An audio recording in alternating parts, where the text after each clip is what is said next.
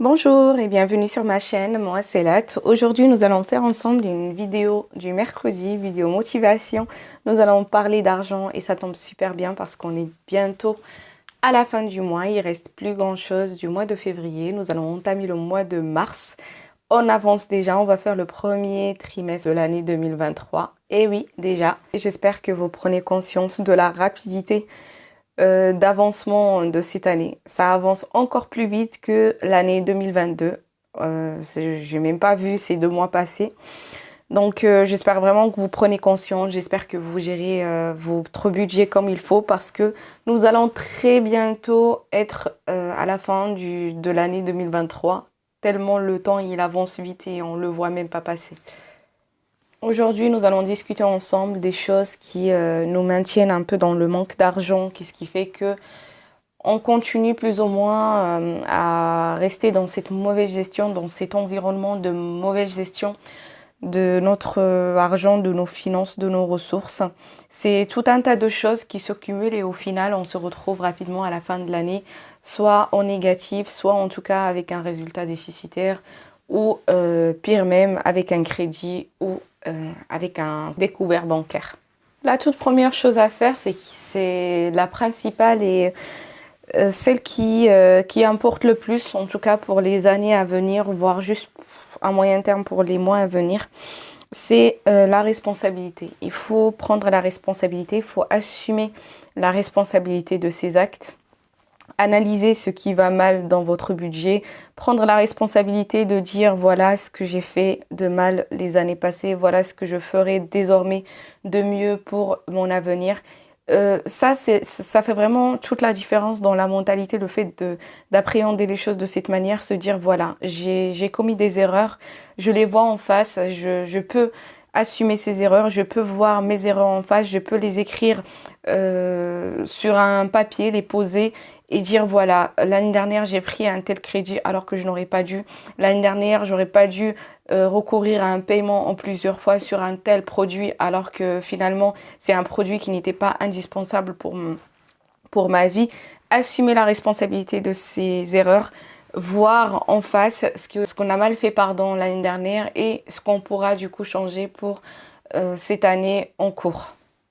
Quand tu fais cette étape, forcément, c'est une étape d'inventaire. Et quand tu fais l'inventaire, tu vas vite te rendre compte que tu as dépensé là où il ne faut pas, peut-être. Voilà, tu as dépensé là où il ne faut pas. Tu as acheté les choses qu'il ne faut pas acheter. Donc, la deuxième chose à faire pour l'année ou les mois qui restent pendant cette année, c'est de ne jamais acheter ce dont tu n'as pas besoin. Si un produit est indispensable à ta vie, tu peux l'acheter. Peut-être c'est un peu extrême, mais s'il y a quelque chose qui est juste subsidiaire, elle n'est pas vraiment nécessaire, elle est secondaire pour ta vie courante, pour ta vie de tous les jours, ne l'achète pas. Et encore pire, ne fais pas un crédit pour l'acquérir. C'est inutile, tu vas juste encore plus renforcer ta situation, tu vas juste encore plus te mettre dans le pétrin. Donc si après avoir fait l'inventaire, tu vois que tu as fait beaucoup d'achats inutiles, beaucoup de choses qui finalement te servent à rien ou que tu utilises très peu, la responsabilité que tu dois assumer, la responsabilité qui t'incombe en tout cas, c'est de prendre la décision de ne pas réitérer ces achats et de ne pas répéter ces erreurs pour les mois qui te restent durant cette année. Car si pendant l'année passée, tu as été à crédit, tu as été à découvert, c'est que forcément tu as fait des achats ou tu as plutôt dépensé l'argent que tu n'avais pas, tu as vécu selon des moyens que tu ne possédais pas. Donc la troisième solution ou la troisième résolution plutôt, c'est que cette année tu vas dépenser moins que ce que tu gagnes. Tu vas dépenser moins que ce que tu gagnes et c'est une formule très très simple. Si tu ne peux pas en fait, à partir du moment où tu achètes quelque chose à crédit, à partir du moment où tu payes quelque chose en plusieurs fois, c'est que tu n'as pas les moyens de le payer. Donc inutile de dépenser de l'argent là-dedans, inutile de faire un restaurant alors que tu n'as plus d'argent, inutile de faire une sortie cinéma ou peu importe alors que tu sais que cette dépense va te mettre dans le pétrin, que cette dépense va forcément engendrer des conséquences néfastes sur tes finances. La troisième donc solution pour ne plus rester dans le flou, pour ne plus avoir des finances qui vont mal durant cette année ou en tout cas durant ces derniers trimestres qui nous restent, c'est de dépenser moins que ce que tu gagnes. Ensuite, la quatrième solution, et c'est la conséquence du coup directe de la solution précédente. Quand on dit dépense moins que ce que tu gagnes, ça veut forcément dire que tu ne peux pas acheter ce dont tu n'as pas les moyens nécessaires. Et là, je t'invite tout simplement à bannir les prêts de ta vie, bannir les emprunts, ne plus recourir aux prêts pour cette année 2023. Pour ce qui reste, du moins, de cette année 2023, il faut vraiment prendre comme défi de ne pas recourir à un achat, à des facilités de paiement, parce que souvent, on distingue les facilités de paiement du crédit, parce que la facilité de paiement n'a pas d'intérêt, etc. Ça nous facilite tout simplement le paiement. Mais c'est cette facilité de paiement justement qui nous met dans l'embarras. C'est cette facilité de paiement qui nous met dans un trou encore plus profond que celui dans lequel on était avant de recourir à cet achat. Si tu ne peux pas payer quelque chose avec une somme, avec la somme, avec son tarif exact, c'est que tu n'as pas les moyens de l'acquérir et c'est que du coup tu peux passer ton chemin, tu l'achètes pas tout simplement. Donc ce qu'il y a à faire cette année pour toi, c'est de bannir le recours au prêt, bannir le recours au paiement en plusieurs fois et bannir le recours aux facilités de paiement. Tu ne peux pas continuer d'utiliser les facilités de paiement, tu ne peux pas continuer d'acquérir des objets, du matériel dont tu n'as pas forcément besoin. Si tu n'as pas les moyens de l'acheter, tu passes ton chemin et tu l'achètes pas. Donc la quatrième résolution pour ce qui nous reste de cette année, c'est que tu dois bannir les prêts, les emprunts, les facilités de paiement de ton année.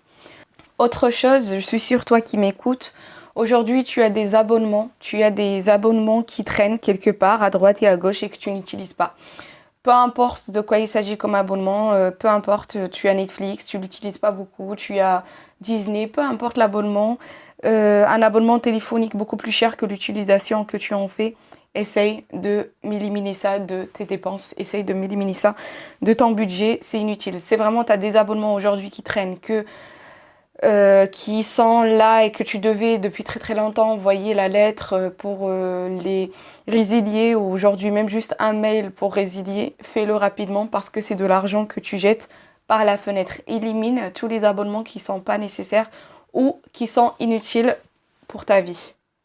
Une autre solution pour finir avec la mauvaise gestion durant cette année, c'est que tu vas jamais dépenser dans un produit plus que sa valeur. En fait, tu ne paieras plus du tout un produit cher, plus cher en tout cas que sa valeur réelle. C'est-à-dire que si tu dois prendre un produit, tu vas réfléchir déjà dans un premier temps.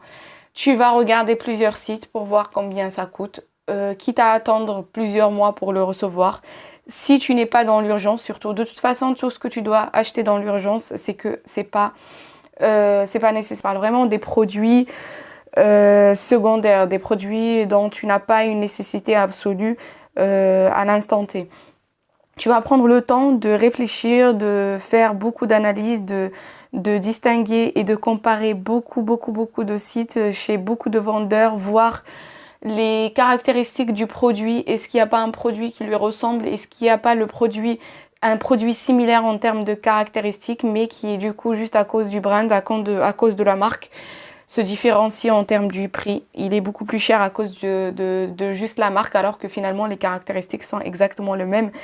Cela peut également s'appliquer juste sur la nourriture. N'hésitez jamais à regarder le contenu d'un produit alimentaire. Vous verrez souvent que les produits sont les mêmes. Il y a juste les marques qui sont apposées dessus qui changent. Mais sinon, les produits sont les mêmes. Tu prendras un produit à 1 euro.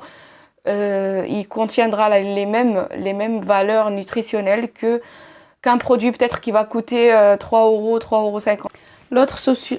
L'autre solution, et je dirais même la principale solution, voire même la clé de voûte de toutes ces solutions, c'est que il faut être un maximum dans l'anticipation. Moi, je pense que tu aurais beau être dans la bonne gestion financière, si tu n'as pas une bonne anticipation sur tes finances, tu ne vas pas bien gérer ton budget, c'est impossible. Tu vas toujours te retrouver dans le recul, tu vas toujours faire des retours en arrière et tu vas jamais réellement avoir la maîtrise de ton budget. Pourquoi? Parce que si tu n'anticipes pas sur toutes tes dépenses, si tu n'anticipes pas sur toutes les catégories, en tout cas de dépenses que tu as à faire dans ton année, c'est que finalement, il suffit d'avoir un imprévu dans une dépense particulière, dans une catégorie particulière, et ça va tout gâcher du coup pour le reste. Admettons par exemple que toi, tu gères bien ton budget, tu as tout prévu, tu as distingué toutes les catégories, les enveloppes pour tout, mais tu n'as pas prévu une enveloppe voiture, transport, déplacement. Tu vas avoir un pépin avec ta voiture. Je te l'espère pas, je te le souhaite pas. Tu vas avoir un gros pépin qui demande du coup que tu fasses une grosse dépense. Une dépense qui n'est pas comprise par exemple dans l'assurance auto. Et je sais de quoi je parle. Des fois, ça va vraiment dans des montants extrêmes, des milliers d'euros, 2000, 3000.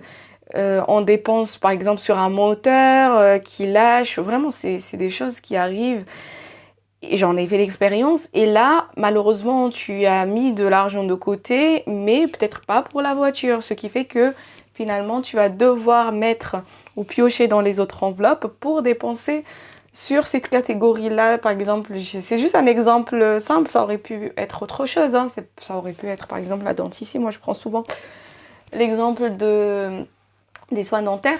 Donc tu vas dépenser là-dedans et ça va te faire retourner à zéro. Tu vas reprendre dès la base parce que tout ce que tu as mis de côté dans toutes les enveloppes, bah du coup une dépense imprévue est venue tout gâcher.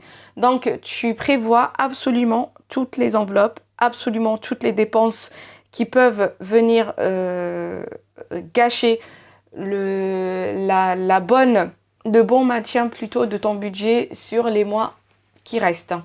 Voilà, donc ce sont juste quelques petits points sur lesquels je voulais attirer ton attention. N'hésite pas, si tu en as d'autres, à nous les partager dans les commentaires, mais en tout cas, ça me tenait vraiment à cœur de faire ce rappel. On va entamer le 3e mois de l'année 2023, premier trimestre. Le temps passe très très vite. N'hésite pas à bien agencer ton budget, à bien agencer tes finances pour ce qui reste de l'année, parce que vraiment, si tu veux vraiment voir une différence dans tes finances, il faut que tu prennes la responsabilité, il faut que tu assumes ta responsabilité et prendre des décisions différentes de celles que tu prenais jusqu'à présent. Analyse bien ce qui va mal dans ton budget, analyse bien tout ce que tu fais comme dépenses inutiles. Regarde bien ce qu'il faut changer et change-le. Assume tout simplement la responsabilité de ta vie financière et fais en sorte de changer ce qui ne va pas à présent. Voilà, merci de m'avoir suivi jusqu'à présent. N'hésitez pas à mettre vos commentaires. N'hésitez pas à me faire des retours sur la vidéo. Je lis absolument tous vos retours. J'essaye comme je peux de faire un retour à tout le monde. Je vous laisse ici. Prenez bien soin de vous, de votre santé, de votre famille. Et puis surtout, prenez bien soin de votre argent. À bientôt.